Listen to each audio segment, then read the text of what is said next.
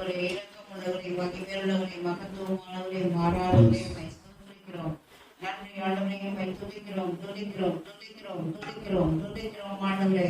ரட்சகரை ஸ்தோத்திரம், மீட்பரை ஸ்தோத்திரம், மாறி அண்டமானவரை அனுபவமே காவே நன்றி நன்றி நன்றி அப்பா. இயேசுவே துதிக்கிறோம் ஸ்தோத்திரிக்கிறோம் வாழ்த்துகிறோம் வணங்குகிறோம் போற்றுகிறோம் ஆராதிக்கிறோம் ஆண்டவரே.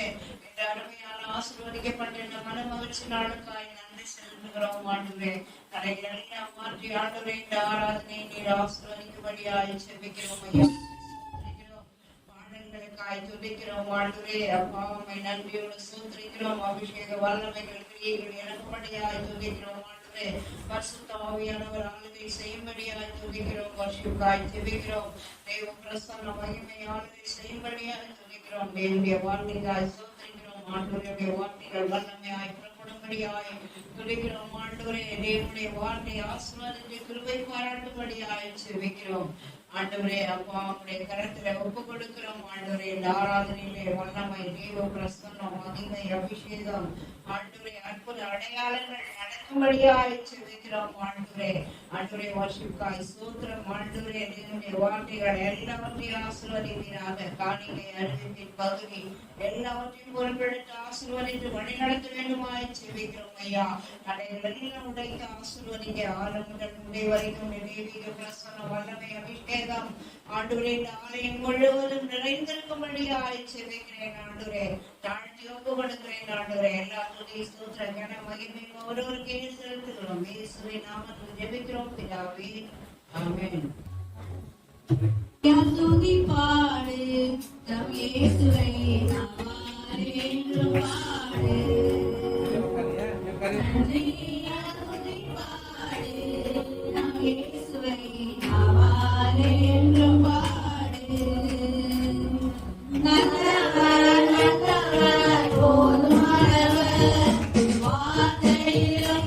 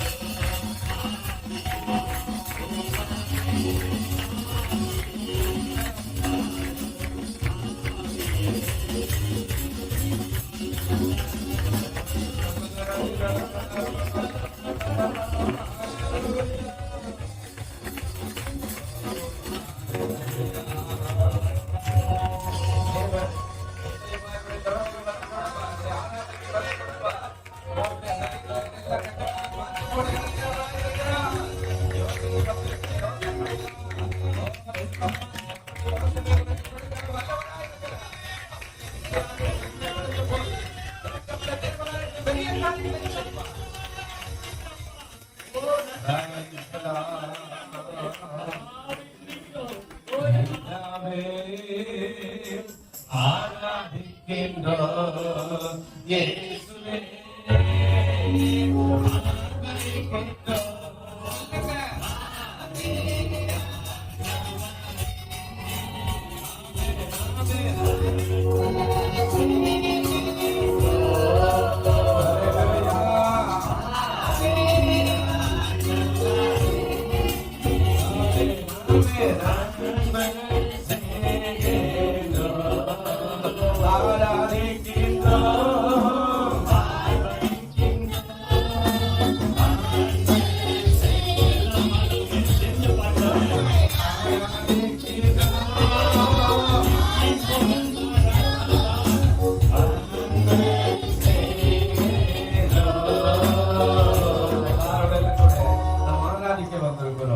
வேடிக்கை பார்க்கல ரோட்டுக்கு போனோமா நம்ம எல்லாரும் அவர்கள் ஆராதித்த போதல்லவா, அவர்கள் சுதந்திரம் பண்ணின போதல்லவா, அவர்கள் துதித்த போதல்லவா, அவர்களை ஆர்ப்பரித்த போதல்லவா, அவர்கள் தேவனுடைய நாமத்தை மகிமைப்படுத்தின போதல்லவா, அந்த எரியும் எப்படி விட்டதோ அது போல நீ ஆலயத்துக்கு வந்திருக்கிறேன். சும்மா வீட்டுக்கு பார்த்து கொண்டிருக்காம எனக்கு உடம்பு வலிக்குது, எனக்கு அது வலிக்குது, எனக்கு அப்படி இருக்குது, என்னால அதெல்லாம் சொல்ல முடியாது, எல்லாம் எனக்கு சொல்ல தெரியாது அப்படின்னு சொல்லிட்டு உட்கார்ந்து இருந்துச்சேன்னா கர்த்தருக்கு சோதரம். அவருடைய விரோதமா இருக்கிற எல்லா எரிகோ பட்டணமும் எப்படி எளிய பிரியமான தேவனுடைய நீ ஆராதிக்கும் போது, துதிக்கும் போது, மகிமைப்படுத்தும் போது கர்த்தர் நல்லவராய் வல்லவராய் இருந்து எல்லா ஆவியானவர் இறங்கி அசைவாடும் போது நிச்சயமா எல்லா எதிர்ப்புகளும் மாறி போக அது தேவன் கிருபை செய்வார். பலத்தினால அல்ல, பராக்கிரமத்தினாலும் அல்ல, என் ஆவியினால் ஆத்மது சேவைகளை கர்த்தர் சொல்லுகிறார் என்று சொன்னீரேன். ஹalleluya தேவா நான் தேவியினால் விசேஷித்தவன் சொல்லுங்க ராஜா நானகத்தினம் யோசிப்பவன் எல்லாரும் தேவா நான் தேவியினால் விசேஷித்தவன் ராஜா நானகத்தினம் யோசிப்பவன்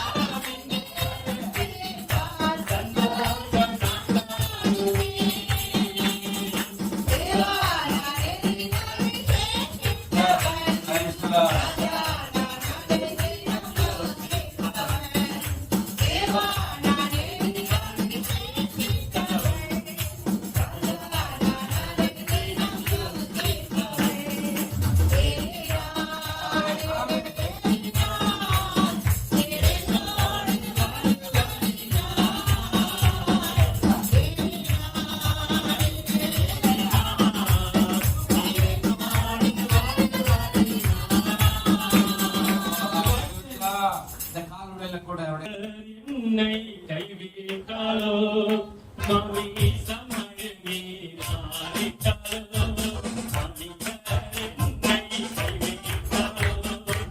மாமி சமயமே நாடிட்டாலோ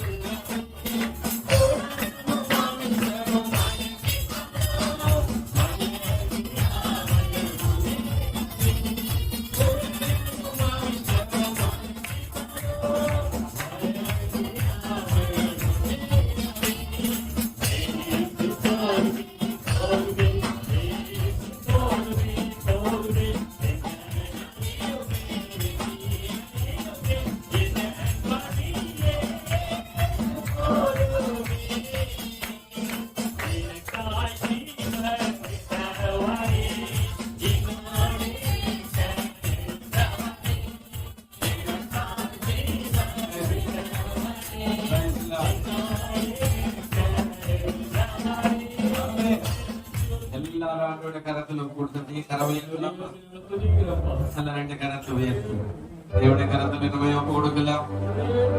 தேவன் நல்லவன். ஹல்லேலூயா.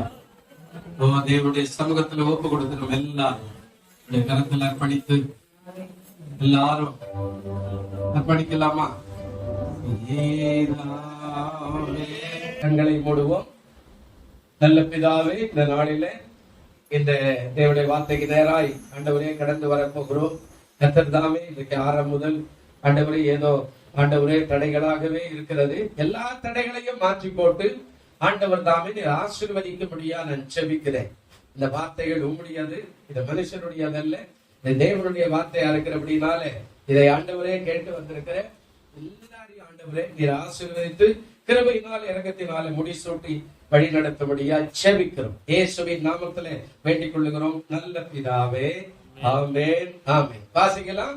1 தெசலோனிக்கேயர் நிருபம் 5ஆம் அதிகாரம் 24வது வசனம் இப்படியாய் ஒரு வார்த்தை சொல்லுகிறது. 1 தெசலோனிக்கேயர் நிருபம் 5ஆம் அதிகாரம் 24வது வசனம். உங்களை அழைக்கிறவர் உண்மை உள்ளவர், அவர் அப்படியே நடத்துவார், அதாவது அப்படியே செய்வார், அல்லது அப்படியே ஆசீர்வதிப்பார், அப்படியே வாய்க்க செய்வார், அப்படியே உங்களுக்கு உதவி செய்வார், அப்படியே உங்களுடைய தேவைகளை சந்திப்பார் என்று சொல்லப்படுகிறார். அப்படின்னா அழைக்கிறவர் உண்மை உள்ளவர்.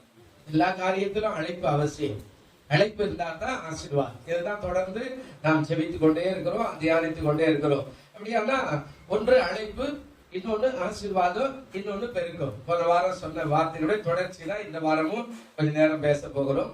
அதாவது ஏசாயா 51 2வது வசனத்தை வாசிக்கிறேன். அங்க ஒரு வார்த்தை ஆண்டவர் சொன்னார் இல்லையா? ஏசாயா 51 2வது வசனம்.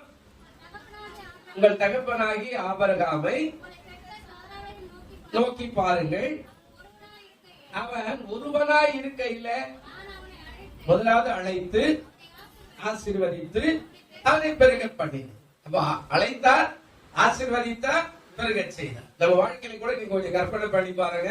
சண்டைக்கு ஒருவேளை நம்ம வேலைக்கு வந்திருக்கலாம், தனியா வந்திருப்போம். வரும்போதே குடும்பத்தோடு வர்றதெல்லாம் ரொம்ப கஷ்டம். தனியா வந்திருப்போம். அதாவது முயற்சி பண்ணி முன்னேறினவுடைய சரித்திரத்தை வாசிங்கன்னா ரொம்ப, அதாவது நம்ம வாழ்க்கைக்கு அது பிரயோஜனமா இருக்கும். சில நேரத்துல ஒவ்வொருத்தரும் பட்ட பாடுகள், அதாவது ஒவ்வொருத்தரும் உதவி செய்த பாடுகள், சில நேரத்துல அந்த சரித்திரத்துல வாசிங்கன்னா நமக்கே ஆச்சரியமா இருக்கு. இவ்வளவு கஷ்டப்பட்டானா அப்படின்ற மாதிரி இருக்கும் ஒவ்வொருத்தருடைய வாழ்க்கை கூட. ஆமா, அந்த அளவுக்கு அவர்கள் கஷ்டப்பட்டு தனியா வந்து ஒரு ரூம்ல படுத்து எங்கேயோ ஒரு இடத்துல கிடைச்ச சாப்பாடை சாப்பிட்டுட்டு வேலை தேடி அல்லது வியாபாரம் தேடி அல்லது அரசியல் வாழ்க்கையில முன்னேறி அல்லது சினிமா துறைக்கு போய் அல்லது ஏதோ பிசினஸ்ல எத்தனையோ பாடுகளை பட்டு அவங்க முன்னேறி மேல வந்திருப்பாங்க. அன்றைக்கு சாப்பாடு கூட இருந்திருக்காரு, அன்றைக்கு சாப்பிட்டு கூட வழி இருந்திருக்காரு. எல்லாவற்றுக்கும் மத்தியில அவருடைய வாழ்க்கை தரம் உயர்ந்திருக்கும் போது அதுக்கப்புறம் குடும்பம் வந்திருக்கும், அதுக்கப்புறம் பிள்ளை வந்திருப்பாங்க, அதுக்கப்புறம் பேர பிள்ளைகள் இருப்பாங்க, எல்லாரும் அதுக்கப்புறம் பாத்தீங்கன்னா ஆசீர்வாதம். இப்ப முதலாவது ஆண்டவர் சொல்றாரு, அழைக்கிறார், அடுத்தது என்ன செய்யறாருங்க? ஆசீர்வதிக்கிறார். அடுத்தது என்ன செய்யறாருங்க? அதாவது பெருக பண்ணுகிறார். அழைக்கிறார், ஆசீர்வதிக்கிறார், பெருக பண்ணுகிறார். அழைப்பு ரொம்ப அவசியம். அழைப்பு இல்லாம ஆசீர்வாதம் வரவே வராது. எதுவா இருந்தாலும் அழைப்பு ரொம்ப அவசியம். அதுக்கப்புறம் அழைத்தவர் சும்மா விட்டுல ஏதோ கூப்பிட்ட வந்த போன சாப்பிட்ட போயிடுப்பா அப்படி எல்லாம் கிடையாது. ஆரம்பத்துல சபைக்கு வரும்போது, ஆமா நான் இந்த ஊருக்கு வரும்போது ஒரே ஒரு சாதாரண ஒரு பிளாஸ்டிக் பை எடுத்துக்கிட்டு அதுல ஒரு 4 பேண்ட் சட்டை வச்சுக்கிட்டு ஒரு பழைய பைபிள், இது மாதிரி ஒரு பெரிய பைபிள் ஒண்ணு கையில புடிச்சுக்கிட்டா இந்த ஊருக்கு வந்த வரும்போதெல்லாம் ஒண்ணு பெட்டித்தெல்லாம் வேற சூட்கேஸ் எல்லாம் எடுத்துக்கிட்டு நல்ல ஷூ எல்லாம் போட்டுக்கிட்டு, ஆமா நான் வேலைக்கு போறேன் பாருங்க, சென்னைக்கு போறேன் பாருங்க, சென்னைக்கு போறேன் பாருங்க அப்படின்ற மாதிரி எல்லாம் வரல. கர்த்தரை அழைக்கும் போது ஒன்றுமே இல்லாத. ஆனா இன்றைக்கு அது நம்முடைய வாழ்க்கையில நம்ம எதிர்பார்க்கிறத விட அதிகமான ஆசீர்வாதத்தை ஆண்டவர் கொடுத்திருக்கிறார். ஒருவேளை அன்னைக்கு சாப்பாடு இருக்குமான்னு தெரியாது வந்தோம், ஒருவேளை வாழுமா வாழ்க்கை இருக்குமா, நம்ம உடம்பு சரியில்லாத வந்துக்கிறோமே அப்படின்ற நிலைமைக்கு வந்தோம். பாருங்க, கர்த்தர் மாத்துறார், உயர்த்துறார். யார் இருந்தாலும் அழைக்கிறவர் உண்மையா இருந்தா அந்த உயர்வு நமக்கு கட்டாய் வந்துவிடும். அல்லேலூயா. அதான் சொல்றார், அழைத்து அவனை ஆசீர்வதித்து. 3வது காரியம் அவனை என்ன பண்ணாரு? பெருக பண்ணினார். பெருக்க அவசியம். அழைப்பு வந்து ஈஸியா கொடுக்குற கம்பெனி அழைக்கும், ஆபீஸ் அழைக்கும், கவர்மெண்ட் அழைக்கும், எல்லாத்துக்கும் வாங்க வேலை கொடுக்குறோம் அப்படின்னு சொல்லி கவர்மெண்ட் கூப்பிடுது, கம்பெனி கூப்பிடுகிறது, பொது சேவை கூப்பிடுகிறது, அரசியல் கூப்பிடுகிறது, வியாபாரம் கூப்பிடுகிறது, வேலை கூப்பிடுகிறது, சினிமா கூப்பிடுகிறது, இன்னும் பல விதமான சமூக ஊடகங்கள் எல்லாம் கூப்பிடுகிறது. வாருங்கள் வாருங்கள் அழைக்கிறாங்க. அழைப்பு. அதுக்கப்புறம் அழைச்ச உடனே ஆசீர்வாதம் பிளஸ் பண்றார். 3வது பெருக செய்யறார். இதெல்லாம் போன வாரம் கூட சொன்னா அதனுடைய தொடர்ச்சியை இந்த நாள்ல நம்ம பார்க்க போறோம். ஆபிரகாம் என்ற மனுஷனை ஆண்டவர் அழைச்ச போது அவன் கீழ்ப்படிந்து அவன் போனான் என்று சொல்லப்படுகிறார். பிரியமானவர்களே, நாம உள்ள இருக்குது இடம், கொஞ்சம் இடம் கொடுங்க. உள்ள வாங்க, தள்ளி உட்கார், மாறி உட்கார். பாருங்க, ஆபிரகாம் அழைத்தார். ஆபிரகாம் அழைச்ச போது அவன் கீழ்ப்படிந்து போனான் என்று சொல்ல. இதுதான் முக்கியமான ஆசீர்வாதம். நாம கூட சொல்றோம், வாங்க சர்ச்சுக்கு. அவருக்கு வேற வேலை இல்லப்பா, எப்ப பார்த்த ஆளு சர்ச்சு, இதே மே மாசத்தால லீவ், எங்களை போய் ஊரை சுத்திட்டு வாங்க. இவர் என்ன நேரம் சர்ச்சுக்கு வாங்குறோம். சில நேரத்துல அப்படிதான் சொல்றோம். நம்ம ஆண்டவர் சொல்றாரு வா அப்படின்னா அவன் கீழ்ப்படிந்து போனான். சாப்பாடு எங்க இருக்குதுன்னு தெரியாது, உட்கார இடம் எங்க இருக்குதுன்னு தெரியாது, அவனுடைய வாழ்க்கை எங்க இருக்குதுன்னு தெரியாது, அவன் தக்க போற இடம் எங்க இருக்குதுன்னு தெரியாது, அவனுடைய சூழ்நிலை என்னன்னு தெரியாது, அவனுக்கு என்ன தரிசனம் அது கூட அவனுக்கு தெரியாது. ஆண்டவர் கூப்பிட்டார், விட்டு போட்டு நேரா வந்துட்டான். அந்த கீழ்ப்படிந்தான். அதுதான் அந்த முக்கியமான ஒரு காரியம். பிரியமானவர்களே, நம்முடைய வாழ்க்கையில நாம் கீழ்ப்படியும் போது, கூப்பிடும் போது ஆண்டவர் நாம் கீழ்ப்படிந்தோம்னா நம்முடைய கீழ்ப்படிதலுக்கு பலனை ஆண்டவர் கொடுக்காமல் ஒரு நாளை ஏமாற்றவே மாட்டார். அல்லேலூயா. ஆமா, நான் கேட்டேன், போது ஆண்டவரை ரட்சிக்கப்பட்டு எங்க கிராமத்துல பல ஊழியர் செய்யறோம். அப்போ அந்த சாப்பிட்டாக்கா அந்த கிராமத்துல அவ்வளவுதான் வேலை, ஒரு வேலையும் இருக்காது. வயல்காட்டு வேலை, ஒரு சின்ன அதாவது ஆரம்ப பள்ளி, அந்த பள்ளியில போய் படிச்சுமா, ஏதோ போனோமா, சாயங்காலம்னா ஊரை சுத்தலாம். ஊரை சுத்த கூட பெரிய என்டர்டைம் எல்லாம் கிடையாது. இந்த காலத்துல தான் அந்த கிரிக்கெட் கூட, அந்த காலத்துல கிரிக்கெட் கூட கிடையாது. நாங்கெல்லாம் 5 வயசு 10 வயசுல கிரிக்கெட் எல்லாம் பாக்குறது கஷ்டம். அதெல்லாம் அமெரிக்கா ஐரோப்பா நாட்டுல வசதி உள்ளவர்கள் எங்கேயோ ஒரு இடத்துல ஆடிக்கிட்டு இருக்கிற ஒரு விளையாட்டு. அதெல்லாம் இந்த நாட்கள்ல நமக்கு ஈஸி ஆயிடுச்சு இல்ல. அப்பெல்லாம் விளையாட்டெல்லாம் ஒண்ணு, கிராமத்துல ஒரே ஒரு விளையாட்டு ஒண்ணுன்னா கபடி ஆடுற விளையாட்டு, அதுக்கப்புறம் ஊரை சுத்துற விளையாட்டு, அதுக்கப்புறம் ஏதாவது கேலி பண்ணி கிண்டல் பண்ணி ஊரை சுத்திருக்கிற விளையாட்டு. இதான் அந்த காலத்துல. இந்த காலத்துல அதே கிராமங்கள் மாறிவிட்டது. ஆனா வேற வழி இல்லை. ஒரு ரட்சிக்கப்பட்ட புதுசுல ஒரு பேண்ட் ஒண்ணு எடுத்துக்கிட்டு யாராலும் ரட்சிக்கப்பட்டவங்க இருக்கிற வாலி பசங்களா கூட்டுக்கிட்டு ராத்திரி யாரா சாப்பிட்டு முடிச்ச உடனே எங்கயாவது ஒரு வீட்டுல வா கொஞ்சம் ஜபம் பண்ணியாப்பா எங்க வீட்டுல அப்படின்னு சொல்லி கூப்பிட்டாங்கன்னா நேரா போக வேண்டியது. அவ்வளவுதான், பேண்ட் அடிக்க வேண்டியது, ஆராதிக்க வேண்டியது, பாட்டு பாட வேண்டியது, நல்லா ஜெபிக்க வேண்டியது. பாருங்க, பிசாசெல்லாம் ஆடும், பிசாசெல்லாம் ஆடும். இந்த பிசாசு ஆடுறத பார்த்து நிறைய பேர் சொல்லுவான், நாளைக்கு எங்க வீட்டுல ஒரு ஜபம் படிச்சிருப்பா, எங்க வீட்டுல கூட கஷ்டமா இருக்குதுப்பா அப்படின்னு. பிசாசெல்லாம் ஆடும். சாப்பிட்டு வேலை, அடுத்த வேலை அதான், நம்மளுக்கு வேற வேலையே கிடையாது. ஒவ்வொரு நாளும் அப்படியே கிராமத்துல போய் போய் போய் போய் போய் வேலை செஞ்சு எல்லாத்தையும் முடிச்சு ஜெபம் பண்ணி ராத்திரி 11 மணி 12 மணி ஆகும். கர்த்தருக்கு ஸ்தோத்திரம். அப்ப பாருங்க, அந்த 12 1 மணிக்குள்ள வீட்டுக்கு வந்து சேருவோம். அதான் வேலை. பாருங்க, அந்த ஊர்ல கிராமத்துல ரட்சிக்கப்பட்ட புதுசுல ஒரு 6 மாதம் 1 வருஷம் கிராம பக்கத்து ஊரெல்லாம் செஞ்சு முடிச்சுட்டு பிறகு போது ஆண்டவர் இந்த ஊர்ல இதுக்கு மேல வேற எங்கன்னா நான் போய் ஊழியம் செய்யணும் ஆண்டவர் கேட்கும் போது எனக்கு வந்த முதல் இடமே சென்னை தான். ஆண்டவரே நான் சென்னை பக்கம் போயிடுறேன் ஆண்டவரே அப்படின்னு கேட்ட உடனே சென்னையில யாருமே தெரியாது, வானு கூப்பிடுற ஆளு கிடையாது, தங்கறதுக்கு இடம் கிடையாது, சென்னைக்கு போயிடுற ஆண்டவரே ஊழியத்துல அனுப்புங்க ஆண்டவரே அப்படின்னு போது ஆண்டவர் வழியை காட்டினாரு. இங்க இருந்து ஒரு ஊழியக்காரர் அந்த ஊருக்கு வர வச்சாரு. அங்க அரக்கோணத்துல ஒரு ஊருக்கு வந்தாரு. அவருக்கு நமக்கு பெல்விஷம் உண்டாச்சு, ஐக்கியம் உண்டாச்சு. அவர் சொன்னாரு, நீ இங்கே ஊரை சுத்தி எங்க ஊர் பக்கம் கொஞ்சம் வந்து ஊழியம் செய்ய கூட்டு வந்தாரு. அவர் கூட்டு வந்து இந்த ஊரெல்லாம் சுத்தி காட்டினாரு. பொன்னேரி வரைக்கும் எங்கெல்லாம் ஊழியம் போனோமோ அங்கெல்லாம் ஊழியத்துக்கு எல்லாம் போய் செஞ்சோம். ஊழியம் எல்லாம் செஞ்சு முடிச்சு கர்த்தர் சொன்னார், இங்கேயே இரு, உனக்கு பாடுகள் இருக்கும், ஆனா நீ பயப்படாத. அல்லேலூயா. ஒருத்தரும் கிடையாது. அப்ப ஆண்டவர் பாருங்க, அழைத்தார், கீழ்ப்படிஞ்சு வரும்போது ஆசீர்வதித்தார், ஆசீர்வாதிக்கப்புறம் போது பெருக செய்தார். நான் ஊழிய ஆரம்பிக்கும் சோத்துக்கே வழிகட, நான் போட்டுக்கிற படின்னு 10 ஓட்டை இருக்கும். நீங்க இது மாதிரி ஒரு செட்டப் போட முடியாது, ஏன்னா கலர்ல தான் போடணும், ஏன்னா ஓட்ட ஓட்டையா இருக்கும். அதெல்லாம் தைச்சு போட்டு இந்த பனியன் தான் எனக்கு நல்லா ஞாபகம். எனக்கு என்னுடைய ஆதி அந்த மாதிரிலாம் அண்ணா அம்மாவுக்கு தான் தெரியும். ஏன்னா ஆரம்பத்துல அவங்க வீட்டு பக்கத்துலயே தான் இருக்கிறேன். இன்னும் கூட அவங்களுக்கு மட்டும்தான் தெரியும் நான் எப்படி இருந்தேன் அப்படின்னு. பொய்யெல்லாம் பேச முடியாது மேடையில. ரொம்ப கஷ்டப்பட்டு இருக்கிறோம், அவ்வளவு கஷ்டம். பாருங்க, இன்னைக்கு அது லகுவா இருந்தா கூட இந்த லகுவு என்பது கீழ்ப்படியும் போது ஆண்டவர் நம்மை ஆசீர்வதிக்க அவர் வல்லவரா இருக்கிறார். அல்லேலூயா. பெருக செய்கிறார், பெருக செய்கிறார். ஒரு காலையில் கூட நான் ஜெபிக்கிறேன், ஆண்டவரே போதுமானதா இல்ல, ஆண்டவரே ஜனக்கு போதுமானதா இல்ல, நிரம்பி வழியணும், முடிஞ்சா எனக்கு நல்ல ஆயுசை கொடுங்க, இன்னும் ஆரோக்கியத்தை கொடுங்க, இன்னும் பலன் கூட 2 ஆராதனை கூட நடத்துற ஆண்டவரை பிள்ளைகளை வச்சு ஜனங்களை தாராண்டவரே. பாருங்க, பெருக செய்ய வல்லவன். நான் பெருக செய்ய போறது கிடையாது, அழைப்பு அவருது. கீழ்ப்படிந்து என்னது, கீழ்ப்படிஞ்சு போனா என்ன ஆசீர்வதிக்கிறார். அன்னைக்கு சாப்பாட்டுக்கு இல்ல, போட்டுக்க பேண்ட் சட்டை கிடையாது, எடுத்துட்டு வந்து 2 பேண்ட் சட்டை கழிஞ்சு போச்சு. ஆமா, வேற பேண்ட் சட்டை அண்ணா கொடுத்தா தான்.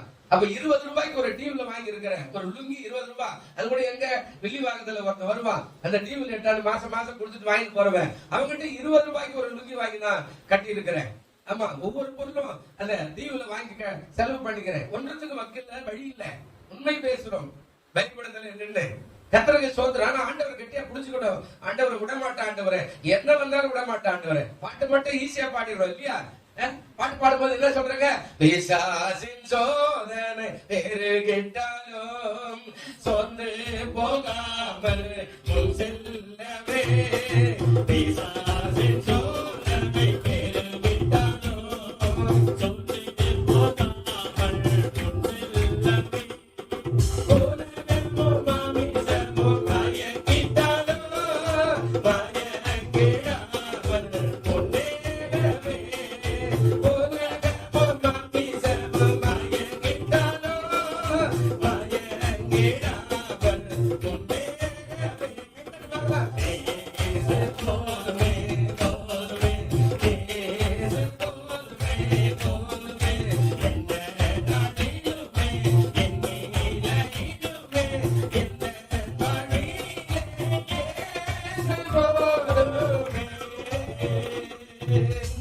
எத்தனை சோதனை வந்தாலும் அவருக்குள்ள நாம் தாங்கும் போது அழைப்பு ஆசீர்வாதமாய் மாறிவிடும். அல்லேலூயா.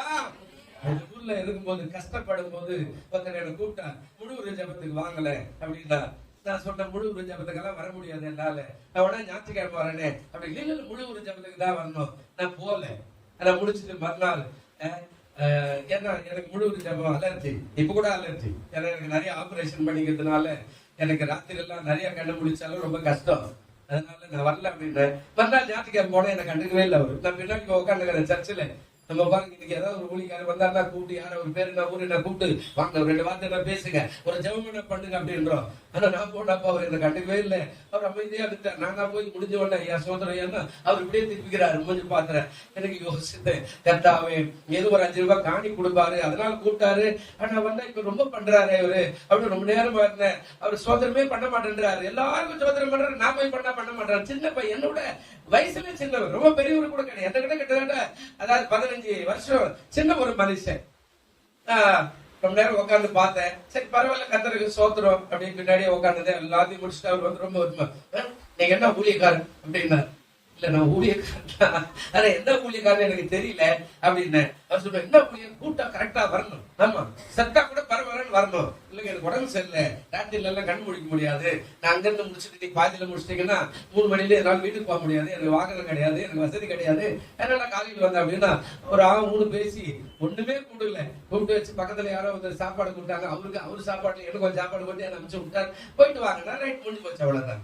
நான் ஜெபம் பண்ணேன், ஆண்டவரே இதுக்கெல்லாம் நான் ஊழியத்துக்கு வரல. எங்க வீட்டுல 15 ஏக்கர்னால இருக்கிறேன். ஆமா, நான் உப்ப தவிர நான் எதையுமே காசு கொடுத்து வாங்கினது இல்லை. நான் உமக்காக சேவை செய்யணும் வந்தேன். இவன் பிச்சைக்கார மாதிரி எனக்கு ஒரு வயசு சுகத்துக்கே இவ்வளவு கரு பண்ண நான் இந்த ஊழியத்தில் இருக்க வேண்டிய அவசியமே கிடையாது. ஆண்டவரே நான் மறுபடியும் அந்த வேலைக்கே போயிடுவேன். நீங்க என்ன நடத்துறதா சரியா நடத்துங்க, இல்லைன்னா அந்த ஊழிய வேண்டாம் ஆண்டவரே. அன்னைக்கு ஒரு தீர்மானம் பண்ணி அவனுடைய சமூகத்துல உட்கார்ந்து அழுத. பல வருஷங்கள் யாரையுமே பார்க்கல. அம்மா ஜெபிக்கிறது இருக்கிறது கொஞ்சம் ஆத்மா வச்சுக்கிட்டு ஜெபம் பண்றது, இப்படிதான் போராட்டம். கர்த்தர் அழைத்தவர் உண்மை உள்ளவர். அல்லேலூயா. உங்களை அழைத்தவர் உண்மை உள்ளவர். அவர் அப்படி என்ன செய்வாருங்க, செய்வாருன்னு சொன்னவர். அழைத்தார், ஆசீர்வதித்தார், பெருக செய்தார். அல்லேலூயா. ஆமா, நான் இந்த இடத்துக்கு வரும்போது கொஞ்சமான ஆட்கள் தான், ஒரு 10-15 பேர் தான். ஆனா கர்த்தர் பெருக செய்ய வல்லவரா இருந்தார். இங்க இருந்து இப்போ நீங்க உட்கார்ந்துக்கிற அளவுக்கு எவ்வளவு ஜனங்க வெளியில போய்க்கிறாங்க. எவ்வளவு பேர், சில பேர் கோச்சின்னு போனவங்க, சில பேர் முறுக்கின்னு போனவங்க, சில பேர் வேலையை டிரான்ஸ்பர் ஆகி போனவங்க, சில பேர் ஊரை விட்டு போனவங்க, சில பேர் கல்யாணம் பண்ணி போனோம். இப்போ உட்காந்துக்கிறீங்களே, இதை விட 2 மடங்கு நாள் வெளியே போகிறாங்க. அவ்வளவு பேருக்கும் ஞானஸ்தானம் கொடுத்து கல்யாணம் பண்ணி வச்சு கர்த்தருடைய நாமத்தை பயன்படுத்த கிருபை செய்தார். அல்லேலூயா. ஆண்டவர் உண்மை உள்ளவர். அவர் அழைக்கும் போது கீழ்ப்படிப்பார். அழைத்தார்னா ஆசீர்வதிப்பார், ஆசீர்வாதித்தார்னா 3வது என்ன பண்ணுவாருங்க, பெருக செய்வார். 3 காரியம் தான் பாருங்க. 1 அழைத்தார், காலை கூப்பிட்டார். 1 கொரிந்தியர் 1ஆம் அதிகாரம் 9வது வசனம் பாருங்களேன். 1 கொரிந்தியர் 1ஆம் அதிகாரம் 9வது வசனம் இருக்குதா பாருங்க.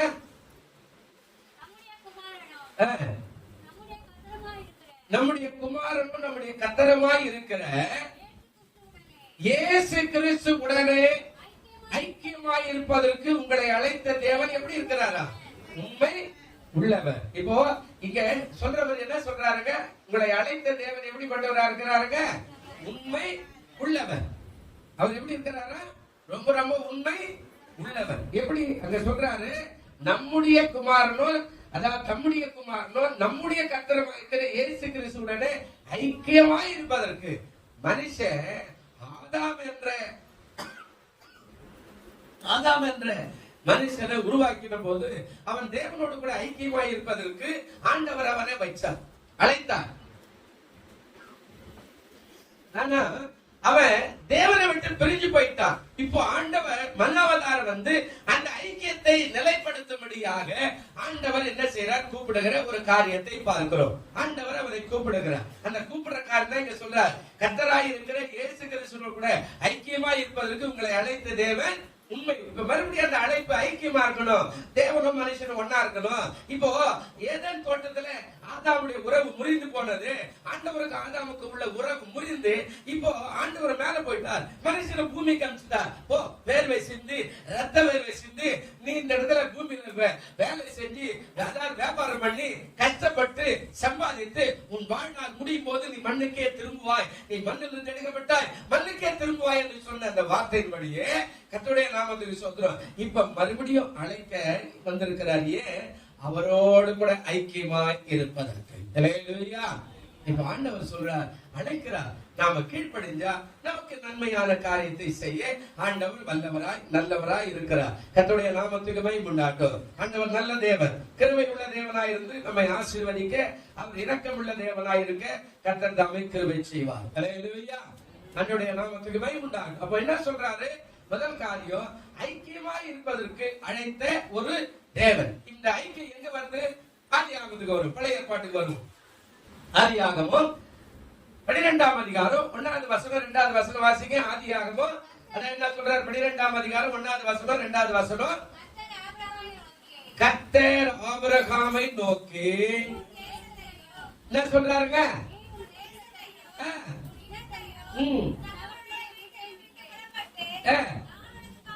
நான் உனக்கு காண்பிக்கிற தேசத்துக்கு போ, நான் உன்னை பெரிய ஜாதியாக்கி உன்னை ஆசீர்வதித்து உன்னுடைய பேரை பெருமைப்படுத்துவேன், நீ ஆசீர்வாதமாய். அழைப்பு வருகிறது. என்ன வருதுங்க? அழைப்பு.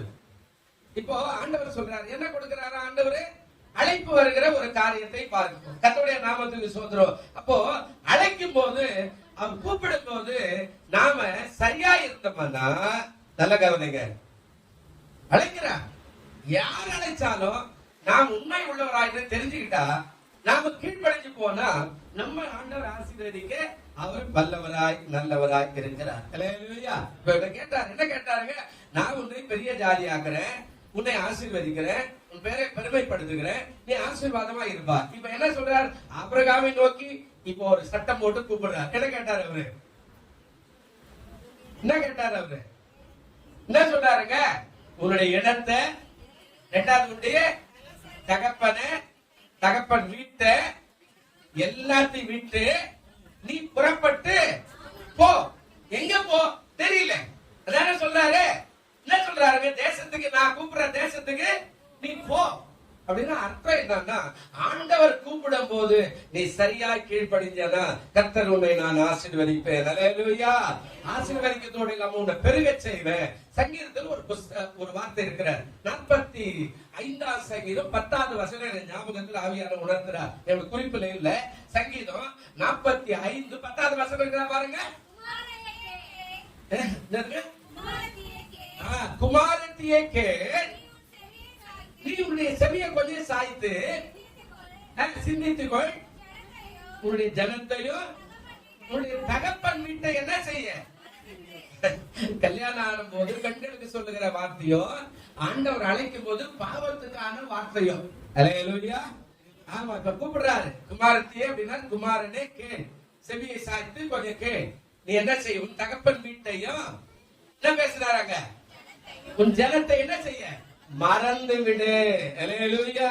என்றைக்கு கல்யாணம் ஆச்சோ அன்னைக்கு தகப்பனுடைய உறவு முடிந்து விட்டது.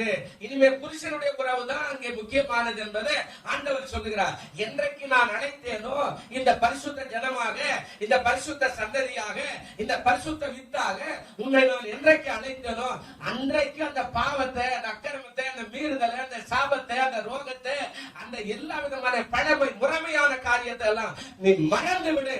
இனி முதல் நான் தான் உனக்கு மணவாளன். அல்லேலூயா. ஆண்டவர் சொல்றார். என்ன கொடுப்பாங்க? கோயிலுக்கு போனா நிறைய பேர் கேட்பாங்க, சர்ச்சுக்கு போனா என்ன கொடுப்பாங்க? இயேசுதார கொடுப்பாங்க. எப்படி கொடுப்பீங்க?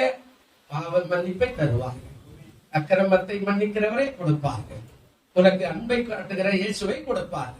இதெல்லாம் யாருங்க வேணும்? காசு கொடுக்குறீங்களா? பணம் கொடுக்குறீங்களா? அதை கொடுக்குறீங்களா? இதை கொடுக்குறீங்களா? அப்படின்னா இதெல்லாம் அவர் தான் கொடுக்கணும். ஆனா நாங்க அவருடைய அன்பை கொடுக்கிறோம். அல்லேலூயா. ஒரு பெரிய வசதி உள்ளவன் ஒருத்தர் போய் அந்த தாயாரை பார்க்க போன, கல்கட்டாவில் இருந்தாங்க. அந்த அம்மா பேரு என்னங்க? தெரேசா, அன்னை தெரேசா.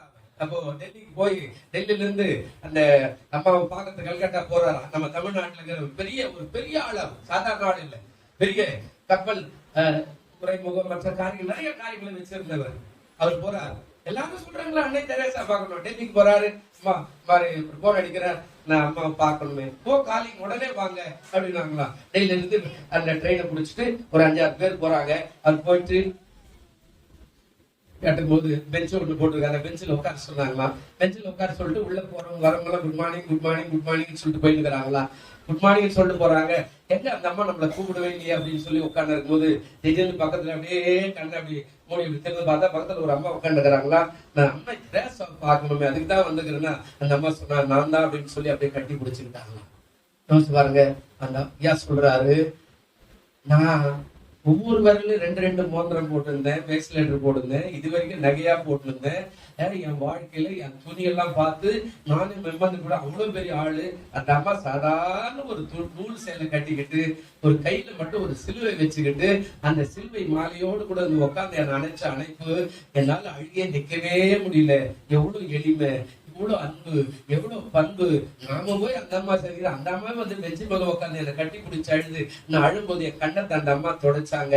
அன்னைக்கு கைது போட்டவனா இவ்வளவு தாழ்மையா இருக்கும் போது மட்டுமே கடவுளுடைய அழைப்பு நிச்சயமா இருக்கும். உலகமெல்லாம் அந்த அம்மா எதுக்கு பேசப்படுறாங்கன்னு நான் இப்பதான் பார்த்தேன் அப்படின்னு சொன்னாங்க. பெரியமானதே பிள்ளைகளே, நாம நினைச்சுக்கிறோம் சாப்பாடு இருக்குமா, சோறு இருக்குமா, கோயிலுக்கு போனா என்ன கொடுப்பாங்க அப்படின்றதெல்லாம் நாம மறந்துட்டு நாம கோயிலுக்கு போனா என்ன கொடுக்கணும்னு நினைச்சேனா அன்றைக்குதான் நீ ஆசீர்வாதத்தை பெற்றுப்பேன். இல்லையா? சினிமாக்காரன் கூட ஒரு பாட்டு பாடினான். நான் என்ன செய்தது எனக்கு, என கேள்வி கேட்பது எதற்கு, நீ என்ன செய்தாய் எதற்கு, என நினைத்தால் நன்மை உனக்கு. கோயில் என்ன செஞ்சது, கோயில் என்ன செஞ்சது, கோயில் இதே கேட்பது. இந்த கோயிலுக்கு நான் என்ன செய்தேன்? இல்லையா? நாடு என்ன குடிச்சு, நாடு என்ன குடிச்சுன்னு கேட்கறத விட்டுட்டு இந்த சர்ச்சுக்கு நான் என்ன செய்யறேன், இந்த சர்ச்சு என்னால என்ன வளர்ந்துச்சு, இந்த சர்ச்சில் என்னால என்ன உருவாயிச்சு அப்படின்னு நீ நினைச்சனா நீ ஆசீர்வாதமான மகனாக மகளாக இருப்ப. அல்லேலூயா. ஆண்டவருடைய அழைப்பு இருக்கிற கீழ்ப்படிஞ்சனா ஆசீர்வாதம் அடுத்தது. முதல்ல அழைப்பு அவசியம். நம்ம அழைக்கவே மாட்டேன்றாரு அப்படின்னா நம்ம சரியில்லைன்னு அர்த்தம். சரி, அழைத்து கூட நம்ம சரியா போறோம்னா நம்ம கீழ்ப்படியில்லைன்னு அர்த்தம்.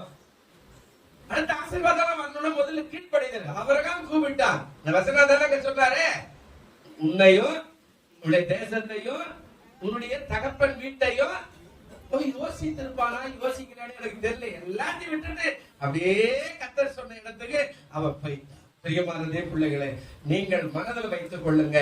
கர்த்தர் ஒருவரை அழைப்பாரானால், கீழ்ப்படிந்து போவானால், அவர் எந்த சூழலை இருந்தாலும் கர்த்தர் அவனை உயர்த்த வல்லவராய் இருக்கிறார். தரங்கம்பாடிக்கு போனீங்கன்னா, நம்ம தமிழ்நாட்டில் இருக்கிற தரங்கம்பாடி என்ற ஊருக்கு போனீங்கன்னா அங்க போய் பார்த்தீங்கன்னா அங்க ஒரு தேவாலயம் இருக்கும். இந்த வேதாகமத்தை அச்சிட்ட அருமையான ஒரு தேவ மனுஷர் அந்த கட்டடத்துக்கு வந்தார். ஒரு கடை, ஒரு கண்ணு கெட்டின தூரம், ஒரு மரம் கூட பார்க்க முடியாது. ஆரம்பத்துல அந்த ஊருக்கு போனீங்கன்னா தரங்கம்பாடி என்ற ஊர்ல உங்களுக்கு பள்ளியில் கூட அந்த பாடத்தை சொல்லி உதிர்ப்பாங்க. நமக்கு அந்த பேரு இந்த பேப்பர்ல அச்சிட்ட அந்த மனுஷன் யாருன்னு, அந்த மிஷினரி யாருன்னு யாருக்கா ஞாபகம்தா? சரி, ஒட்டின மாதிரி இருக்கும். நான் போய் பார்த்துட்டு போயிருக்கிறேன். என்னடா இது, எந்த ஊர்ல வசதியான லண்டன்ல பல்கலைக்கழகத்துல படிச்ச ஒரு மனுஷன் இந்த இந்தியாவுக்கு வந்து இந்த தரங்கம்பாடி மணல்ல வாழ வேண்டிய அவசியம் என்ன? எதுக்காக இந்த ஊருக்கு வந்தாரு? கர்த்தர் அழைத்தார். நீ போய் இன்னைக்கு உலகம் முழுவதும் நம்ம வச்சிருக்கிற இந்த பேப்பர்ல எப்படி அச்சிடுறோமோ அது போல மார்க் எழுதின சுவிசேஷம் 16ஆம் அதிகாரம் வரையில 1ல இருந்து 16ஆம் அதிகாரத்துல அந்த ஊர்ல போய் அதுக்கு ஒரு மிஷின் வாங்கி வந்து அதை அச்சிட்டு முதல் புத்தகமே, முதல் பேப்பர்ல உருவான புத்தகமே மார்க் சுவிசேஷம் 16 அதிகாரம். அல்லேலூயா.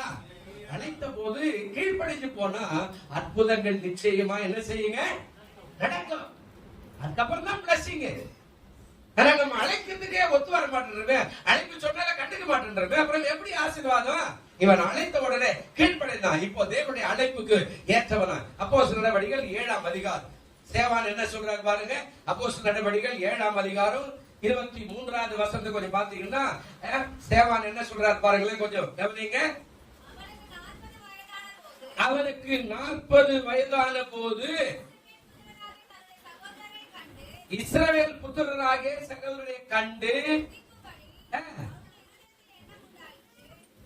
இல்லங்க.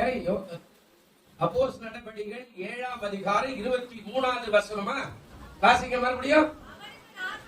அவனுக்கு எத்தனை வயசுங்க? 40 வயதான போது இஸ்ரவேல் புத்திரராகிய தன்னுடைய சகோதரை கண்டு சந்திக்கும்படி அவனுடைய இருதயத்துல எண்ணம் உண்டாயிற்று. எப்போ வந்துதான்?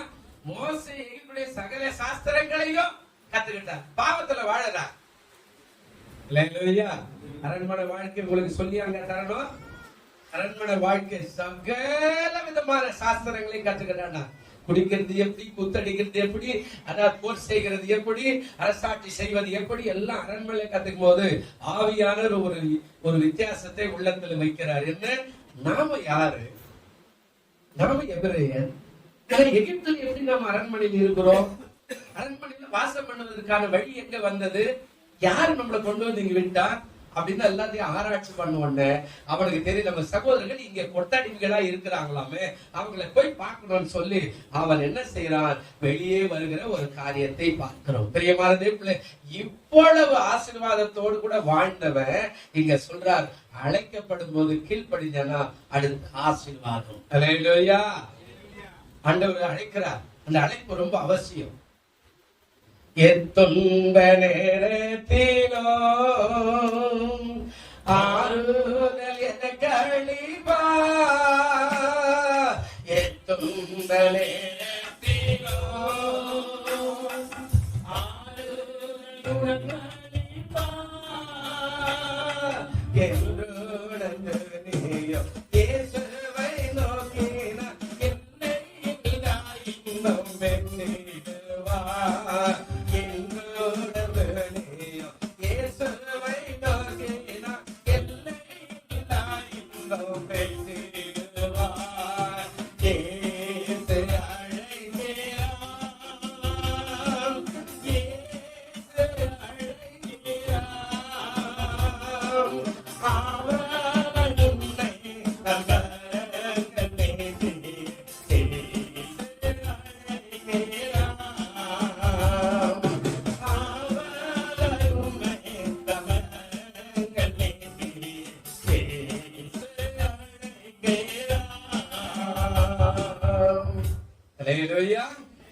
ஒவ்வொரு நாளும் அழைத்துக் கொண்டே இருக்கிறார்.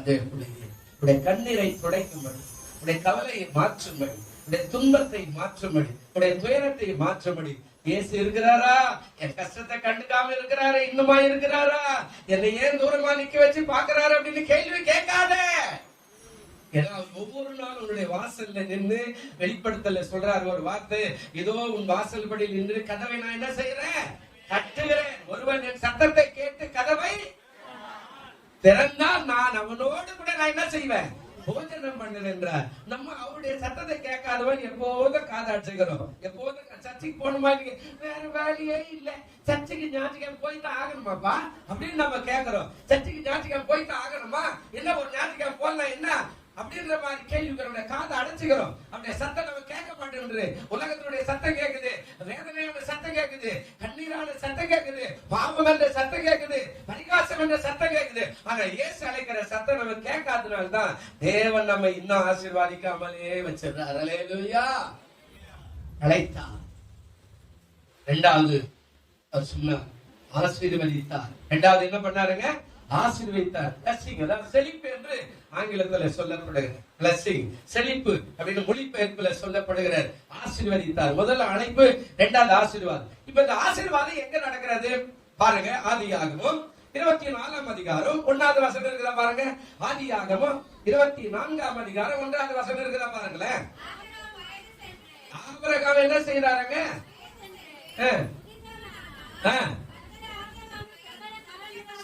கர்த்தர் ஆபிரகாமை எத்தனை காரியத்தில் ஆசீர்வதிச்சாருங்க? ஒண்ணு தெரியுமா? சகல காரியங்களை ஒண்ணு தெரியுமா? எனக்கு ஒண்ணு தெரியும். நீ கேட்டா தள்ளி மஞ்சள் கம்முன்னு உட்காந்துக்கு தான் தெரியும். அது மட்டும் எனக்கு நல்லா தெரியும். அப்படிதானே? ஏதாவது ஒரு காரியம், சகல காரியம், சகல காரியம் அப்படின்னாருங்க. ஏதாவது ஒரு காரியம் அவன் அழைக்கும் போது யாராரு போனாங்க? ஆண்டவர் அழைக்கும் போது யாராரு போனாங்க? ஆண்டவர் அவன் அழைக்கும் போது எத்தனை பேர் போனாங்க? கழுத, குதிரை, கோவேறு கழுத, ஆடு, மாடு, ஒத்தகம், சாப்பாடு, சட்டி எல்லாம் எத்தனை போனாங்க? வீடு காலி பண்ண பீரோல் எல்லாம் ரோட்ல அது மாதிரி போனாங்க. இல்லங்க, அவருடைய மலையை பிடிச்சுக்கிட்டு தட்டுப்பட்டு சாம்பார் எடுத்துக்கிட்டு அவன் போகிற இடத்துக்கு போய் கொண்டே இருந்தான். இப்போ ஆண்டவர் எப்படி அவனை பண்ணி வச்சுக்கிறாரா? கர்த்தர் ஆபிரகாமை என்ன காரியங்க? சகல விதமான காரியம், இன்றைக்கு நாம் அனுபவிக்கிற காரியங்களை, இரட்டத்தரியான காரியங்களை அவன் என்ன செய்தானங்க? அனுபவிப்பார். இந்த காரியத்தை பார்க்கணும்னா கொஞ்சம் முன்னாடி போவோம். 13ஆம் அதிகாரம் அதிகாரமும் கொஞ்சம் வாசிக்கல. 13ஆம் அதிகாரம் 17வது வசனம் இருக்குதா பாருங்க. தேசத்தின் நீளமும் அகலமும் எம்மட்டும் அம்மட்டும் நடந்து என்ன செய்யுங்க? திரி. இந்த தேசத்தை உனக்கு நான் என்ன செய்வேன்? அதுதான் இன்றைய இஸ்ரவேல் தேசம். அல்லேலூயா சொல்லுங்க. அல்லேலூயா. இன்றைக்கு இஸ்ரவேல் தேசம் ஆபிரகாம் நடந்தானே, நீ எழுந்து தேசம் எம்மட்டு நடக்க முடியுமோ ஓடுறா, நடுறா, உட்கார்றா, நீ நடந்து வந்துட்டு போதுன்னு சொல்லி நான் கொடுக்கிறேன் அப்படின்னு ஆண்டவர் சொல்றாரு. சகல காரியத்திலும் ஆண்டவர் ஆசீர்வதித்தார் என்று சொல்ற அந்த காரியம் தான் நடக்கிறது. அவன் நடக்கிறான். ஒரு பிரயாசம். சில நேரத்தில் நமக்கு நிறைய பிரயாசம் இருந்தா நாம் அதை பிரயாசத்தோடு ஓடுவோம். இந்த வருஷம் எப்படி ஆகிடும்? நான் ஒரு காரியத்தை இல்லையே, நான் ஒரு காரியத்தை ஜெயமாய் மாற்றிடணும் அப்படின்னு நினைக்கிறவன் அந்த பிரயாசத்தை கர்த்தர் ஆசீர்வதிக்க வல்லவரா இருக்கிறார். அல்லேலூயா. நான் இந்த வருஷம் கண்டிப்பாக 365 நாளில ஒரு குறைஞ்சது ஒரு 50 நாள் நான் தூங்கியே கழிக்கணும்னு ஆசைப்பட்டா அது நிச்சயமா ஆண்டவர் கொடுப்பார். ஆனா 365 நாள் ஓடி நான் சம்பாதித்து என் குடும்பத்துக்காக நான் சேர்த்து வைத்துக் கொள்வேன் சொன்னா அந்த பிரயாசத்தை உன்னை ஆசீர்வதிக்க அவர் வல்லவரா இருக்கிறார். அல்லேலூயா. ஆபிரகாம் சொல்றாரு, ஓடுப்பா, உங்க தேசத்தை எவ்வளவு தூரமா நடக்குமோ நான் தருகிறேன். உன்னுடைய சகோதரர் போயிட்டாரு, ஆனா இப்ப உனக்கு எவ்வளவு தேவை தேசம் போ, நடந்து திரி இந்த தேசத்துல ஓடி ஓடி ஓடி உட்காந்து, இல்ல ஆண்டவர் கொஞ்ச நேரம் ஓடுறேன், இல்ல ஆண்டவர் கொஞ்ச நேரம் நடக்கிறேன், இல்ல ஆண்டவர் கொஞ்ச நேரம் போறேன் அப்படின்னு அவன் சொல்லியிருப்பான். அவன் ஓடின ஓட்டமெல்லாம் சுத்தி சுத்தி வந்த போது ஆபிரகாம் அவனுக்கு ஆசீர்வாதத்தை கொடுத்தான். இப்ப கொடுத்தவர் என்ன பண்ணா? 15ஆம் அதிகாரம் ஆதியாகமம் 15ஆம் அதிகாரம் 1வது வசனத்தை வாசிக்கல. என்ன சொல்றாரு பாருங்க. இந்த காரியங்கள் நடந்த பின்பு கர்த்தருடைய வார்த்தை ஆபிரகாமுக்கு தரிசனத்தில் உண்டாகி அவர், ஆபிரகாமே நீ பயப்படாதே, நான் உனக்கு கேடகமும் உனக்கு பெரிய மகா பெரிய பலனுமா இருக்கிறேன். இப்போ தரிசனம் கொடுக்கிறார். என்ன கொடுக்கிறாரு தரிசனம் அப்படின்னா? இந்த தரிசனம் எதுக்காக தருகிறார் அப்படின்னா, அத அழைச்சிட்டாரு, இப்ப ஆசீர்வதிக்கணும். அழைச்சவர் என்ன பண்ணாருங்க? ஆசீர்வதிக்கணும். இப்ப ஆசீர்வாதம் ரொம்ப அவசியம் இல்ல. இப்ப அவனை ஆண்டவர் ஆசீர்வதிக்கணும்னா அவனை சொல்ற, நீ பயப்படாதப்பா, உனக்கு நான் கேடகமா இருக்கிறேன், உனக்கு நான் மகா பெரிய பலனா இருக்கிறேன், நான் உனக்கு என்னவா இருக்குன்னா அந்தவா நான் கண்டிப்பா உதவி செய்யறேன் அப்படின்னு சொன்னார். கர்த்தருடைய நாமத்துக்கு மகிமை உண்டாகும். அப்ப ஆசீர்வாதம் எப்படி வரும் அப்படின்றத ஆண்டவர் சொல்றார். நல்லா கவனிச்சு பாருங்க. இப்போ அவன் பயப்படாத, நான் உனக்கு கேடகமா இருக்கிறேன், நான் உனக்கு பெரிய பங்கனா இருக்கிறேன் அப்படின்னு ஆண்டவர் அவனுக்கு சொல்லி அவனை ஆசீர்வதித்து வழி நடத்துகிற ஒரு காரியத்தை பாருங்க. இப்ப அடுத்த ஆசீர்வாதம் போ 18ஆம் அதிகாரம் 18வது வசனம் என்ன சொல்றாரு பாருங்களேன். 18ஆம் அதிகாரம் 18வது வசனம், நான் செய்ய போகிறதை ஆபிரகாமுக்கு மறைப்பேன். போதும். இங்க என்ன சொல்றாரு? இப்ப பாருங்க, தரிசனம் இது எல்லாம் நடக்கிறது எல்லாம் ஒண்ணு கவனிச்சுட்டே வந்தீங்கன்னா சகல காரியத்துல ஆசீர்வதிங்கன்னா இப்ப ஆபிரகாமுக்கே ஒரு வாக்கு கொடுக்கிறாரு. ஆபிரகாமு உலகத்துல நடக்க போற எல்லா சம்பவத்தையும் நான் உனக்கு சொல்லாம நான் கட்டாயம் என்ன செய்ய மாட்டேன், மறைக்க. இது எவ்வளவு அளவுக்கு ஆசீர்வாதத்தை பெற்றுக்கிட்டான்னு பாருங்களேன். எவ்வளவு அளவில் இவன் ஆசீர்வாதத்தை பெற்றுக்கிட்டான்னு கொஞ்சம் பாருங்க. மிகப்பெரிய அளவு ஆசீர்வாதம், மிகப்பெரிய அளவு ரொம்ப ஆசீர்வாதம். எப்படி ஆயிட்டா, நல்ல ஆசீர்வாதம் இவனுக்கு நிறைய வந்துடுச்சு. இப்ப சொல்ற ஆபிரகாம், நீ என்ன நினைக்கிறியோ அந்த காரியத்தை விட நீ சொல்றது எல்லாம் நான் கட்டாயம் நிச்சயமா உனக்கு சொல்லாம உலகத்துல நான் எதையுமே செய்ய மாட்டேன். அல்லேலூயா. இவன் கர்த்தர் பிளஸ் பண்றார். எப்படி, நான் எந்த காரியத்தை செய்தால் உன்னை கலந்து ஆலோசிக்காம நான் செய்ய மாட்டேன். இப்பொழுதும் ஊழியக்காரர்களுக்கு தெரியாம ஆசீர்வாதங்கள் வருகிறதுனா அது விசுவாசி சரியா இல்லைன்னா, ஆனா ஊழியக்காரனுக்கு தெரியாம சில மரணங்கள் கூட சபை விசுவாசிக்கு வரத்துக்கு வாய்ப்பே கிடையாது. அல்லேலூயா. ஒரு சில நல்ல கவனிச்சுப்பார். எலியாவை பார்த்து சொன்னா, தேவன் ஏதோ ஒரு காரியத்தை எனக்கு மறைச்சிட்டாரு, அதனால அவள் வந்திருக்கிறான், அவள் அழட்டும் அப்படின்னு சொன்னான். அந்த அம்மா வந்து அழறா, நான் உங்ககிட்ட பிள்ளை கேட்டனா, நீ தானே எனக்கு ஒரு பிள்ளை கொடுத்த, அந்த பிள்ளை மறைச்சு போச்சே, நான் அவங்ககிட்ட கேட்டனா அப்படின்னு ஒண்ணு அவன் சொல்லுகிறான், தேவன் எனக்கு எதையோ ஒண்ணு மறைச்சிருக்கிறான், அவள் அழட்டும். நல்ல கவனிங்க. சில நேரத்துல மறைப்பார், சில நேரத்துல வெளிப்பாடு வந்துடும். இந்த மனுஷன் சரியில்லைன்னா இந்த மனுஷனுடைய முடிவு என்னவா இருக்குன்றது கூட ஊழியக்காரனுக்கு வெளிப்பாடு வந்துடும். அது சொப்பனத்திலயோ தரிசனத்திலயோ ஜெப நேரத்திலயோ எந்த ஒரு காரியத்திலயோ. ஆனா ஆண்டவர் சொல்றார், உன் அழைச்சலை எப்படி ஆசீர்வதிக்கிற, உன்னை கேட்காம. அதுல இன்னொரு வார்த்தை அப்படி சொல்றாரு. கலாத்தியர் புதிய ஏற்பாட்டுல வரும்போது அவனை குறிச்சு பேசுறார். கலாத்தியர் 3ஆம் அதிகாரம் 9வது வசனத்தை நீங்க பாத்தீங்கன்னா ஒரு சம்பவத்தை சொல்றாரு. வாசி பாருங்க.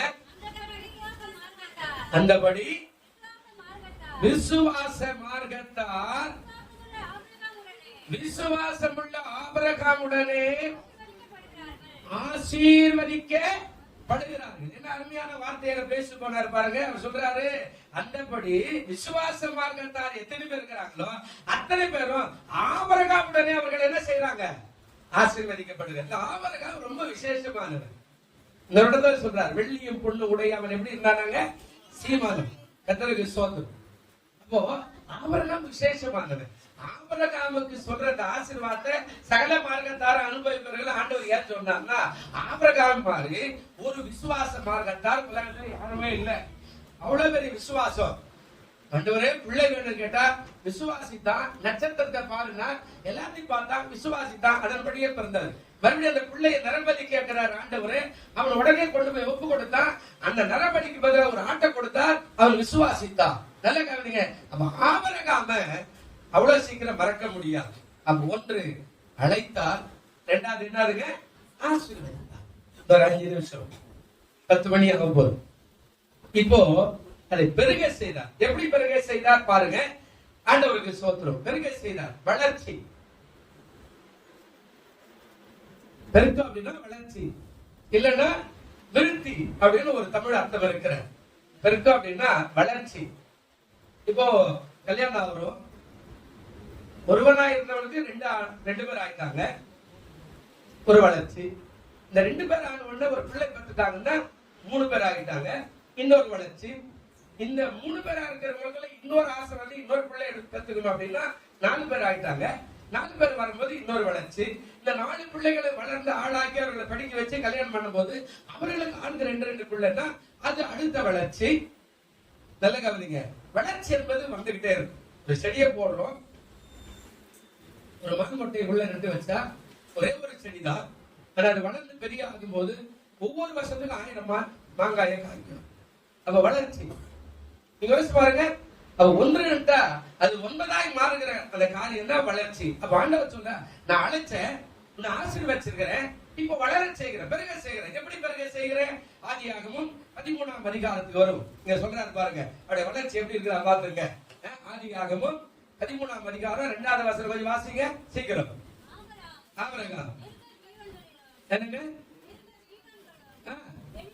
வெள்ளியும் பொண்ணுமான ஆஸ்தியுடைய சீமானாய். இப்ப இப்படி வளர்ந்திருக்கிறாங்க. பக்கத்துல இருக்கிறவங்க பார்த்து சொல்லுங்க, எப்படி வளர்ந்திருக்கிறானுங்க? வெள்ளியோ சொல்லு வெள்ளியோ பொண்ணோ உடைய சீமானாய் இருக்கிறார். சீமானா என்னங்க? எல்லாம் கவனிங்க. அப்போ ஒருவனாய் வந்த போது கீழ்ப்படிந்து ஒருவனாய் சென்ற போது எங்க உட்கார சொன்னார் அங்க உட்கார்ந்து, எங்க விசுவாசிக்கு சொன்னார் அங்க விசுவாசித்து, எங்க எதை செய்ய சொன்னார் அதை செய்து அவன் இப்பொழுது எப்படி ஆயிட்டான்? இந்த இடத்துல அழகா பேசுறாரு. ஆபிரகாம் மிருக ஜீவன்களும் வெள்ளியும் பொண்ணுமான ஆஸ்தி உடைய சீமானாய் மாறிட்டான். அவ்வளவு பெரிய கோட்டீஸ்வரனாய் மாறிட்டான். வெள்ளியும் பொண்ணு வச்சுக்கிறான்னா கிலோ கணக்குல அவனை மாதிரி லட்சாதிபதியே கோட்டீஸ்வரன் யாருமே இருக்க முடியாது. அந்த அளவுக்கு அவருடைய வளர்ச்சி பெரிதா இருந்த அதே அதிகாரம் 17ஆம் அதிகாரம் 2வது வசனம் வாசிக்கல. இப்ப பாருங்க, அதுல இன்னும் கொஞ்சம் வித்தியாசமா சொல்றாரு பாருங்க. அதிகாரமும் 17ஆம் அதிகாரம் 2வது வசனம், நான் உனக்கும் எனக்கும் நடுவாக என் உடன்படிக்கை ஏற்படுத்தி உன்னை மிகவும் திரளாய் பெருக பண்ணுவேன். 2வது ஆசீர்வாதத்தை சொல்றார். நான் ஒரு உடன்படிக்கை பண்றேன், அந்த உடன்படிக்கைப்படி உன் வாழ்நாள்ல மரண பரியந்தம் உனக்கு எனக்கு அந்த உடன்படிக்கை இருக்கும். அந்த உடன்படிக்கையில் என்ன சொல்ல வர அப்படின்னா, அதாவது உன்னை மிகவும் திரளாக நான் என்ன செய்வேன். அங்க சீமா இப்பொழுது சந்ததி. இந்த சந்ததி நம்ம காலத்துல வரும்போது எப்படி இருக்குது அப்படின்னா, யாத்திராகமத்துக்கு வாங்க. நம்ம காலத்துல என்ன சொல்றாரு ஆண்டவர்? யாத்திராகமம் 1ஆம் அதிகாரம் 7வது வசனம் வாசிங்க.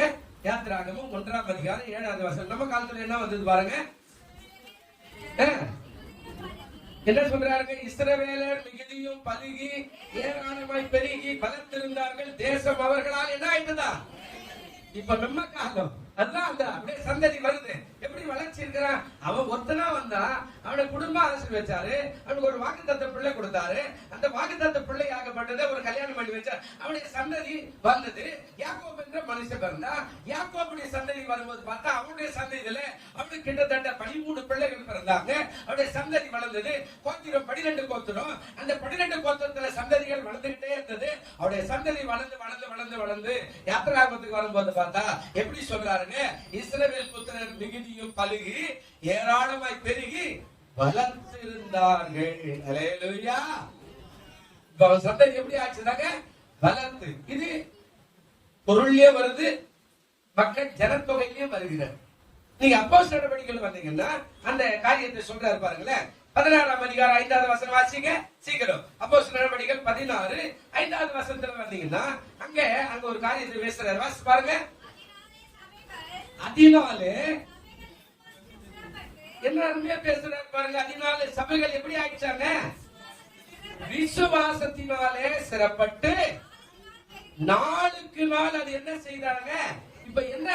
ஆத்துமாக்கள் சபை. இப்ப அங்க சொன்னது பொண்ணு வெள்ளியும், அடுத்தது ஜனங்கள்.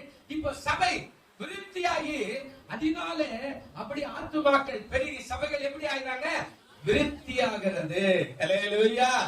அழைத்தவர் உண்மை உள்ளவர்னா குடும்பத்திலையும் பொருளிலையும் ஆகாரத்திலையும் மக்கள் தொகையிலையும், அது மாத்திரமல்ல நீ செய்கிற வேலையிலும் நீ செய்கிற வியாபாரத்திலும் நீ செய்கிற ஊழியத்திலும் அதனால ஜனங்கள் பெருகி ஆத்துமாக்கள் நிறைப்படுவார்கள். அல்லேலூயா. இப்ப பிலிப்பியருக்கு வருவோம். இப்ப ஆசீர்வாதத்துக்கு பதிலா இன்னொரு காரியத்தை சொல்றார். பிலிப்பியர் 1ஆம் அதிகாரம் 9வது வசனம் பாருங்க. என்ன பேசுறாரு பாருங்க. பிலிப்பியர் 1ஆம் அதிகாரம் 9வது வசனம் இருக்குதா? மேலும் அதாவது மேலும் உத்தமமானவைகளை நீங்கள் ஒப்புக்கொள்ளத்தக்கதாக உங்கள் அன்பானது அறிவிலும் எல்லா உணர்விலும் இன்னும் அதிகமாய் எதை செய்யணுமா? இப்ப என்ன பேர் பெய்யுது? என்ன பேர் கேங்க? 2 காரியம் சொன்னாருங்க. என்ன சொன்னாருங்க? உங்கள் அன்பானது அறிவிலும் எல்லா உணர்விலும் இன்னும் எப்படி ஆகணுமா? இப்ப அறிவு பெருத்த தேசம். இது என்ன தேசங்க? இப்போ ஒரு செல்போன் எனக்கு இதுல ஆன் பண்ண தெரியும், ஆஃப் பண்ண தெரியும் வச்சுங்க. ஏதோ ஒண்ணு வாட்ஸ்அப் ஆகுது. ஆனா இந்த பிள்ளை கிட்ட கொடுத்து வச்சுங்களேன், இந்த பிள்ளை கிட்ட கொடுத்து பாருங்க, ஆதி அந்த தீப்பிச்சு தட்டனே உள்ள இருந்ததெல்லாம் வெளிக்கொண்டாங்க. அல்லேலூயா. இப்ப என்ன காலம் இது? என்ன காலம்? அறிவு. அதான் இந்துக்கள் சொல்லுவாங்க கலியுகம் பிறந்து விட்டது. கலியுகம் என்னது? அறிவு பெருத்த காலம். இப்ப இந்த பிள்ளைக்கு உங்க அப்பா நல்ல டிரெஸ் அதெல்லாம் வேணாப்பா, எனக்கு ஜீன்ஸ் வேணும். அறிவு பெருத்துக்கிறா இல்லையா? பெருத்துக்கிறா இல்லையா? இப்ப எல்லாருமே ஜீன்ஸ் போடுற. மாமியாரும் போட்டு மாமனாரும் போட்டு மருமகனும் போட்டு. நீ மலேசியாவுக்கு போனீங்கன்னா நான் போட்டு குத்து குத்து பார்த்துருந்தேன். எனக்கு கூட்டு இன்னைய குத்து குத்து பாக்குறேன். இது யாரு மருமக யாரு மாமியார்? இது எதுக்கே உனக்கு ஆராய்ச்சி? நம்ம தமிழ் ஆளுங்கதான் நீங்க வேற யாரும் மலாய் தேசத்து கூட கிடையாது. இல்ல நம்முடைய தமிழ் சந்ததி கிட்டத்தட்ட 7% இருக்கிறாங்க. அவ்வளவு பேர் மாமியார் ஜீன்ஸ் போடுறது, மருமகளும் ஜீன்ஸ் போடுறது. யார் இதுல மாமியார், யார் இதுல மருமகள் தெரியல. மாமியார் ஒரு ஸ்கூட்டர் ஓட்டுது, மருமகள் ஒரு கார் ஓட்டுது. நான் அவங்கள போயிட்டு எல்லாம் நம்ம கூட இது அதிகமா வித்தியாசமா இருக்குது அப்படின்னா அறிவு பெருத்த காலம். இப்ப பாருங்க, அங்க பொண்ணும் வெள்ளி, அங்க அடுத்த காலம் என்ன பெருகுதுங்க, அதாவது மக்கள். அடுத்த காரியம் என்ன பெருகுதுங்க, சந்ததி. அடுத்த காரியம் சபை. இப்ப என்ன பெருகுது, அறிவும் ஆற்றலும். அல்லேலூயா. அறிவும் அன்பும் பெருகுது. இப்போ கடைசியா சொல்லிடுறேன். 1 கொரிந்தியர்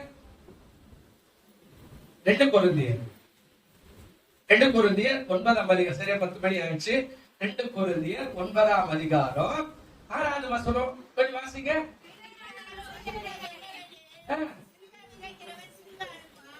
இங்க கொடுத்தல் குறித்து பேசுறாரு. சிறுக விதைக்கிறவன் சிறுக அறுப்பான், பெருக விதைக்கிறவன் பெருக அறுப்பான். அவன் எப்படி இல்லைங்க, விசனமாய் அல்ல, கட்டாயமாய் அல்ல, மனதில் நியமித்தபடியே கொடுக்க கடவன், உற்சாகமாய் கொடுக்கிற இடத்துல தேவன் பிரியமா. இது கொடுத்த. இப்போ அடுத்ததான் சொல்றேன், முக்கியமானது 8வது வசனம்.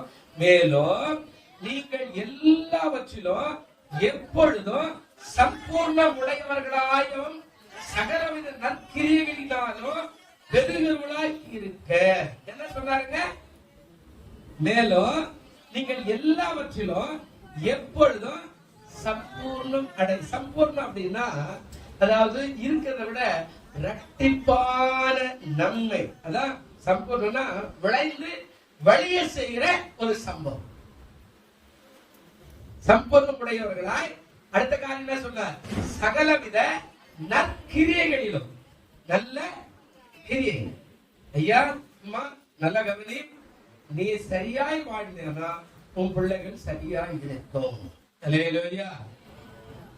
நீ சரியா இல்லாத என் பிள்ளை மட்டும் சரியா இருக்கணும்னா உன் பிள்ளை கண்டிப்பா சரியா இருக்கா. நான் ஒவ்வொரு கல்யாணத்திலும் இதை சொல்லுவேன். என்ன பேசுறாருங்க, எல்லாவற்றிலும் எப்போதும் சம்பூர்ணம் உடையவர்களாயும் சகலவித நற்கிரியைகளிலும். சகலவித என்ன இருக்கணுமாங்க, நல்ல கிரியைகள், ஒழுக்கம். நீ சொல்லிக் கொடுக்கணும், நீ நடக்கணும், அது அப்படியே பிடிச்சுக்கோ. நீ நடந்தா அப்படியே பிடிச்சுக்குவா. எங்க அம்மாவே இப்படி நடக்கிறாங்க, எங்க அப்பா இப்படிதான் வாழற, எங்க அப்பா இப்படிதான் பேசுறா, எங்க அப்பா உண்மை பேசுவா, எங்க அப்பா எப்போதுமே பொய் பேச மாட்டா. நல்ல கவனிக்கும். நற்கிரியைகளில அதாவது என்ன சொல்றார், பெருகிறவர்களா இருக்கும்படி தேவன் உங்களிடத்துல சகல விதமான கிருபையும் பெருக செய்ய வல்லவர். இது எல்லாம் உலகத்துல இருக்குது, இதெல்லாம் உள்ளத்திலிருந்து பெருக செய்ய அவர் வல்லவர். இப்போ பணம் வருது, பொருள் வருது, ஜனம் வராங்க, ஆசி வருது, ஆசீர்வாதம் வருது. ஆண்டவரே கட்டளையிடுறாரு, உன்னை விட்டு நான் வேற எதுவும் செய்ய மாட்டேன், இவ்வளவுத்தையும் சொல்லிட்டு வராரு. சபை பெறுகிறது, சபைக்கு அடுத்தபடியாக அன்பு, அறிவு பெறுகிறது. இவை எல்லாவற்றிலும் அந்த நற்கிரியைகள் பெறுகிறனா, நீ ரோல் மாடலாய் வாழ்ந்து காட்டினா உன் பிள்ளை உன்னை பெற்று கொண்டே போயிடுப்பா. அல்லேலூயா. துக்கத்துல போய் பேசுவோம், அப்பா மறைச்சிட்டாருமா மகளே, அப்பாவுடைய வழியை பின்பற்றி வாழ்ந்து காட்டு அப்படின்னா நாம போய் சொல்றவங்களா இருக்கோம். அப்பா புல் குடிகாரனானே சென்று போயிருப்பார். இப்ப நான் போய் உங்க அப்பா வாழ்ந்த வழியின்படியே நடந்து மகனே வாழ்ந்து காட்டுனா உங்க ஃபாதர் என்ன சொல்றாரு, எங்க அப்பா ஒரு நாளைக்கு ஒரு பெக் அடிச்சா நான் எத்தனை பெக் அடிக்கணும், 4 பெக் அடிக்கணும் போகுது அப்படின்னு சொல்லிட்டு போறேன் அப்படின்னு நினைச்சுக்கலாம். இல்ல இல்ல இல்ல, விசுவாசமாகத்தான் எப்போதுமே உண்மை உத்தமாய் வாழ்ந்து போனா ஆண்டவருடைய ஆசீர்வதிப்பார். அல்லேலூயா. ஆண்டவர் சொன்னார், ஆபிரகாமை அழைத்தார்.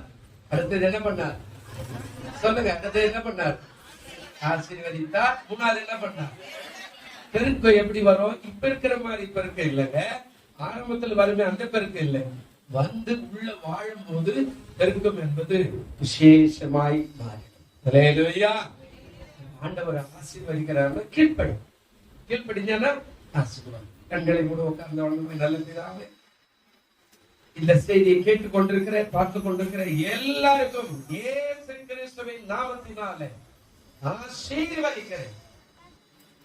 நீர் அவர்களை அழைத்தவர், அவர்களை ஆசீர்வதித்தவர், அவர்களை பெருக செய்கிறவர். அதனால இந்த ஆசீர்வாதம், இந்த பெருக்கமும் போது இவர்களுக்குள்ள இருக்க உதவி செய்யும். காத்துக்கொள்ளும். இயேசுவின் நாமத்துல வேண்டிக் கொள்ளுகிறோம் நல்ல பிதாவே. ஆமென். ஆமென்.